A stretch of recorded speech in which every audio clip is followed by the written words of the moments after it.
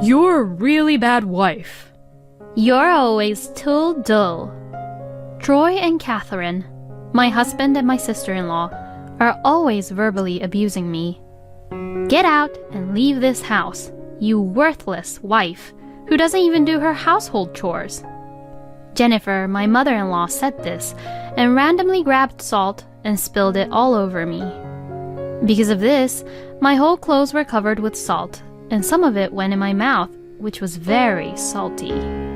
Here you go. Here's the divorce papers. It seems like Jennifer and Catherine has prepared the divorce paper in advance. I took the divorce papers, filled in my name, and packed up my things. Well, this is it. Y'all should be thanking me for taking care of you all. My name is Cynthia. I am a 30-years-old office worker. I have been married to Troy for 2 years now. We met at a blind date, and when we met, Troy was an employee working for a small company. At the blind date, Troy was the one who was interested in me and made his moves on me. Since he seemed to be sincere, worked diligently at his company, and even though he was 2 years younger than me, I was able to picture a stable life with him. Because I was able to picture the future life with him, I decided to go on dates with him to get to know him better. He was very kind and was such a gentleman. He always took me out on dates, which made me become more and more attracted to him. Not only we started dating, we became in a serious relationship and we decided to get married. Even after we got married, we both worked.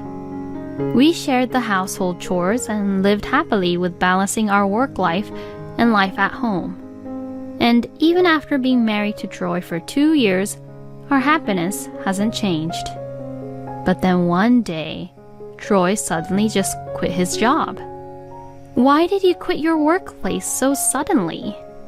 Because I realized that I am not an office worker material.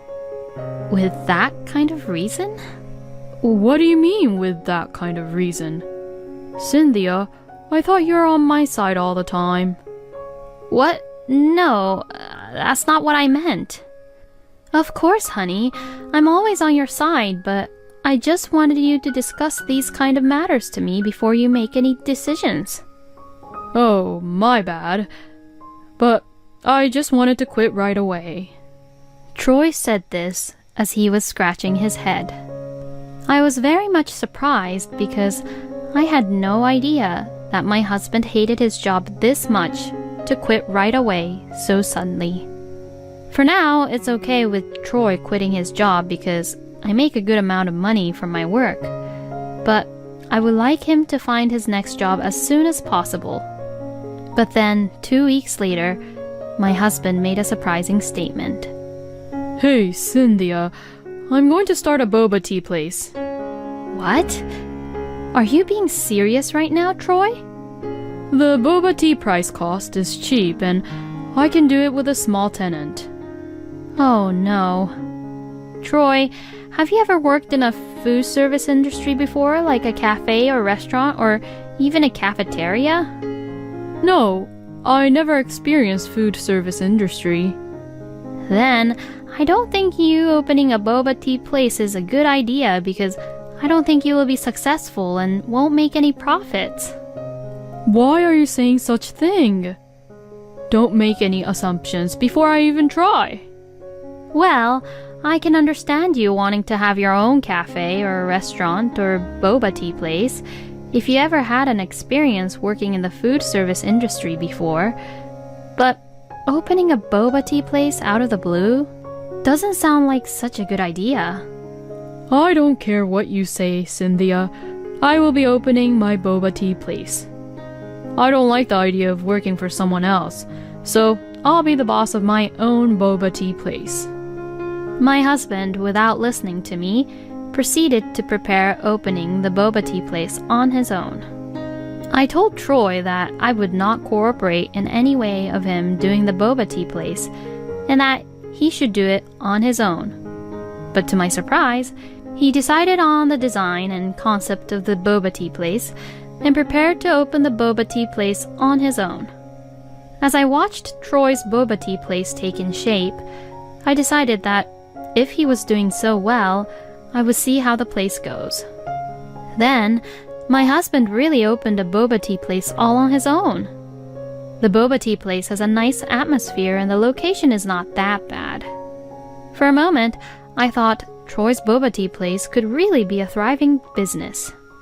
However, in reality, the idea of having a boba tea place is not that easy. The trend of drinking boba tea compared to before was gone. The few customers who came to buy Troy's boba tea drinks were the core fans who liked boba tea, regardless of the trend, but then again, that's only a few. Moreover, my husband, who was not experienced in restaurant or a cafe, was very slow at making his boba tea drinks. So, by the time Troy serves his boba tea to his customers, since he takes time, the ice in the drink will melt, which makes his boba tea taste very watery.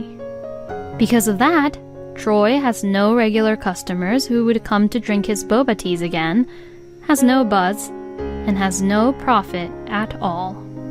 Well, it is said in the food service industry that one should be prepared to make zero profit for the first year, so maybe this was inevitable. But even so, it was obvious that Troy's boba tea place would go out of business if it continued like this. So, I advised my husband that he should give up early and close his boba tea place. Then, my husband says, I just started this boba tea place, so there's no way I am going to quit anytime soon, in an angry manner. Why would you say such a thing to demotivate me, Cynthia? He said this to me in an accusing manner. When Troy is in this mood, he would not change his mind, and he would just verbally abuse me, but I couldn't cave into his idea. If we don't do something, we'll not only lose more and more money, but our debt will also increase.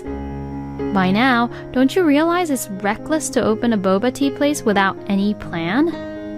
I think you worked enough at your boba tea place to learn that lesson. If you want to succeed in the food service industry, why don't you first get a little more experience in a restaurant or in a cafe before having your own place?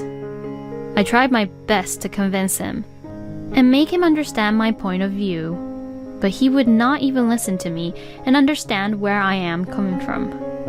I thought I had to do something or anything to bring him back to his senses, but then he made another startling comment the next day. Let's live with my mom. What? Why are you saying this? Because if we move into my parents' house, the rent will be free. Then, there will be no problem even if my income is small. Besides, Mom has been on her own for years since Dad passed away. I'm thinking of moving in with her as a way to take care of her. By saying this, Troy was trying to persuade me into living with his mother. But to be honest, I was not very keen on the idea of moving in with Jennifer, my mother-in-law, because Jennifer was very cold and mean to me. I had been to Jennifer's house for the holidays, such as Thanksgiving and Christmas, but every time I visit her, she only behaves as if she hates me. Well, I have never been severely mistreated as a Troy's wife, but I knew that it would be a lot of trouble if I started living with Jennifer. However, Troy showed no signs of caving into the idea of not living with Jennifer. Besides, if my husband really decides on continuing to run his boba tea place, since he won't be making any income soon, we won't be able to afford our living expenses sooner or later. Thinking money-wise, it would not be a bad idea to live with Jennifer. When I compared the pros and cons of this situation, I thought there were more pros than cons, so I caved in and agreed to Troy to live with Jennifer for now. And so life of living with Jennifer began. I was immediately faced with Jennifer's bullying. Cynthia, don't just stand there and do nothing. Get on with the cleaning, laundry, and cooking. You are such a slowpoke. You're the wife of the owner of a boba tea place. So you better get your act together. Jennifer's angry voice suddenly echoed through the house. I didn't think I would get yelled at from the very first day of living together. I was already feeling not good about this situation and had only bad feelings about living with Jennifer. Troy was just looking unconcerned and oblivious about this situation, even though it was very obvious that I was in trouble and needed help and support from him.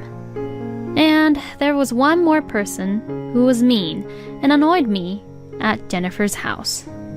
It was Catherine, my sister-in-law. After I moved into Jennifer's house, I found out that Catherine got divorced from her husband and started to live with Jennifer with her child, Elizabeth. Therefore, we were not only living with Jennifer, but also with Catherine and Elizabeth. Cynthia, why is there no ice cream in the fridge? That's because your daughter ate 2 yesterday, didn't she? What? I'm not asking you that. Get the hint. I'm saying that you should go get more ice cream when you know that there isn't any left in the fridge. You're a really inconsiderate wife. Catherine and Jennifer both complained and picked on me about anything they could find to do so. My husband is the same as ever, ignoring Catherine picking on me and being mean to me. Troy had no say in it and just seemed unconcerned. He should be worried and should take care of me because it was his idea to live with Jennifer. So, I would glare at him coldly. But my husband was relaxing on the couch, paying attention to his phone, and paying no attention to me. Within a few days of moving in together, my frustration was already near my limit. And I learned later that Jennifer's house had a 35-year mortgage, and Jennifer still had loan payments to make. Yet, Jennifer nor Catherine does not work at all. They are currently paying their loans and mortgage from my father-in-law's inheritance and pension, who had passed away a few years ago.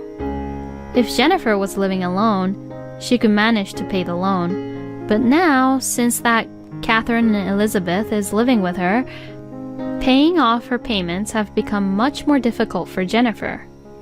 Therefore, Jennifer said, "If you are going to be living with me, you should put some money in the house," to me. I agreed to Troy about moving into Jennifer's house because he said there would be no rent. But since we have to pay the rent, I feel pointless to live with Jennifer. Furthermore, Jennifer demanded, "I want you to pay for our living expenses as well, so you have to put in about $2,000 per month." In the end, I had to pay Jennifer $2,000 per month from my salary. But there was a reason why I was paying Jennifer without any complaints. It was because my husband told me, I have a feeling that sales are about to increase soon. According to my husband, the number of customers are increasing at his shop. I thought that once his boba tea place gets on track, we would be able to make a stable living. So I decided to be more patient until then. So, for the upcoming 3 months, I was very patient.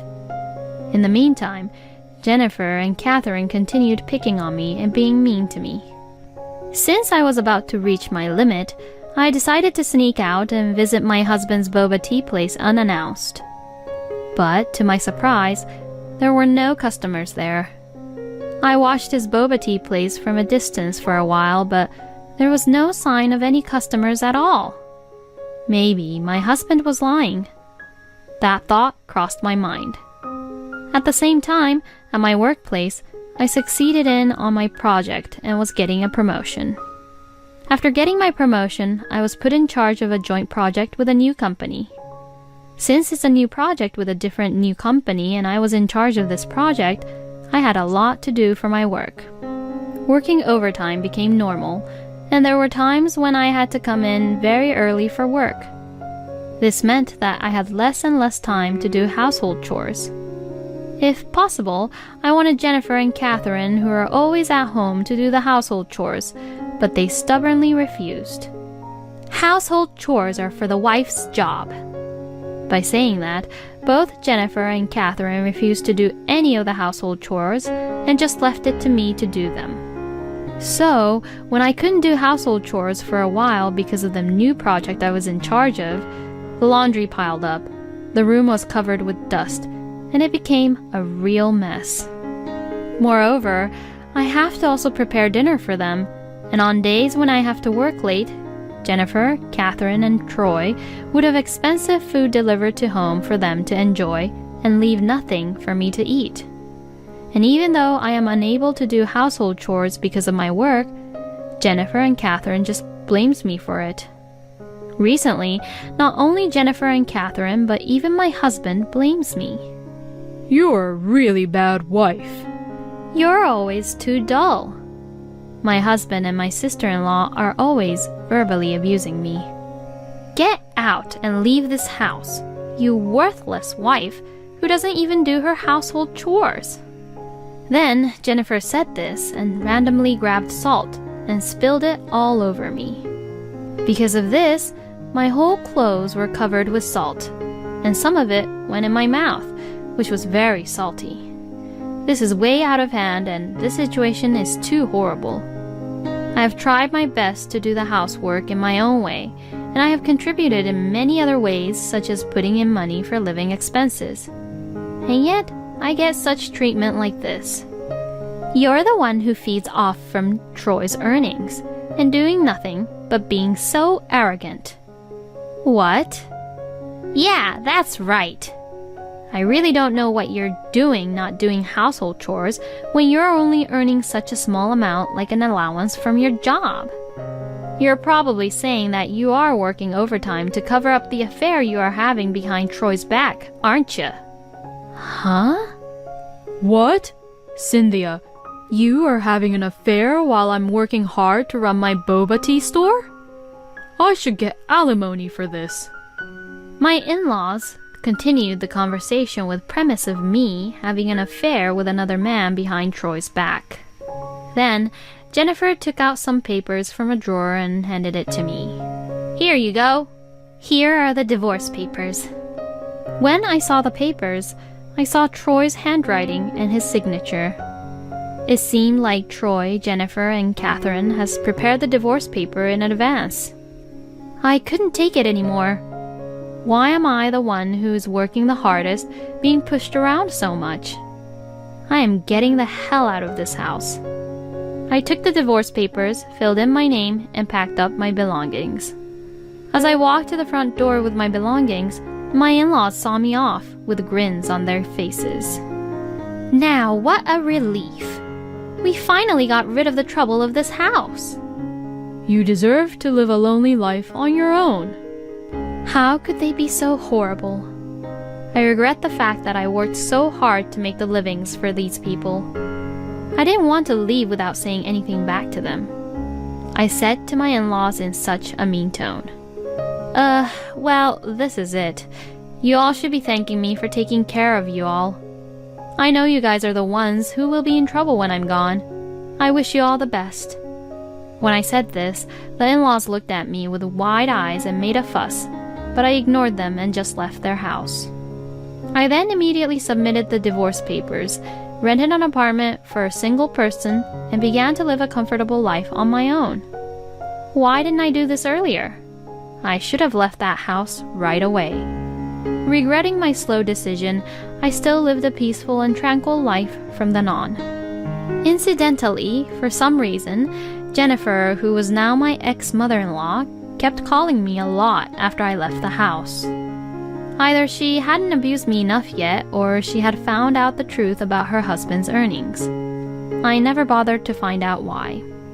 I decided not to answer Jennifer's phone calls, thinking that if I continued to deal with her, I would probably only get into trouble.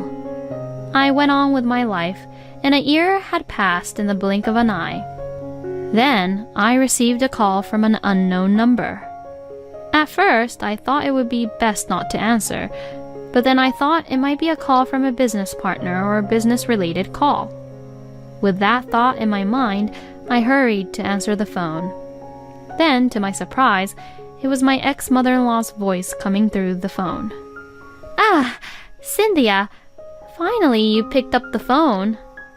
You blocked my previous number, didn't you? Of course I would block her number if I had been getting so many unwanted calls from her. What do you want? I was too tired to deal with every single comment she makes, so I decided to let her get to the point quickly. Oh, okay. I'll just say it plain and simple. I'm going to be direct without getting into too much detail. I want you to come back to us. What? What are you talking about? Please, we are really in deep trouble. Troy told me later that his boba tea store had hardly made any profit after a year, and that he had been paying the store rent out of his share of the estate.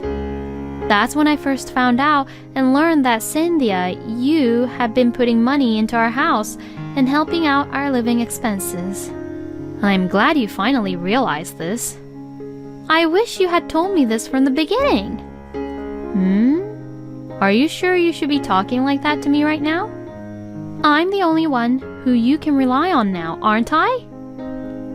I'm sorry. I take that back. I am begging you. I won't be mean to you anymore. So please come back to our home and to our family. Even over the phone, I could tell that Jennifer was very serious about her request. It is certainly impossible for Jennifer to have 2 big kids at her house jobless while paying a 35-year mortgage all on her own. But then, Jennifer has been mean to me too much for me to be nice to her. I'm sorry, but I will never forgive you. There is no way we will ever get back together. If you can't pay the mortgage, why don't you sell the house? Well, Troy has been running a deficit for a long time anyway, so his debts are likely to be substantial. If you add all of those debts together, it wouldn't be enough to just sell your house, though. That's not why I'm asking you to do this. Troy's boba tea store went out of business 3 months ago. Oh, really? I knew it. I knew that he would go out of business. But it's none of my business anymore. I'm divorced, and you said it yourself. I'm worthless to you. Oh, I said that because that was just an emotional outburst. I don't care anymore. Anyway, I am already a stranger to you. You're on your own now. With that, I hung up the phone. Later on, a mutual friend of mine and Troy told me about what happened to Troy and his family, my ex-in-laws. Troy and his family could not pay the mortgage on the house and eventually sold the house. But because it was sold for a surprisingly low price, they were still burdened with a large amount of debt. In addition to that, since Troy's boba tea store had been losing so much money and was in a heavy debt, all the ex-in-laws are now working part-time jobs to pay off all of their debts. Meanwhile, I have been promoted at work and my salary has increased. Now I spend money only for myself and live a peaceful and happy life. From the beginning, Troy was such a crazy husband, wasn't he? And to that, his sister Catherine and his mother Jennifer are the worst human beings. I think Cynthia did well to endure living with such a crazy family. I'm very glad that Troy destroyed his boba tea store in no time. As Cynthia advised him, Troy should know better that he should have first had some experience in the food service industry before having his own business. Anyways, I am very relieved because Troy is experiencing now. I hope that Cynthia will continue to live a happy, peaceful life on her own. Thank you for watching until the end. Please subscribe to our channel and hit the like button. See you in the next video.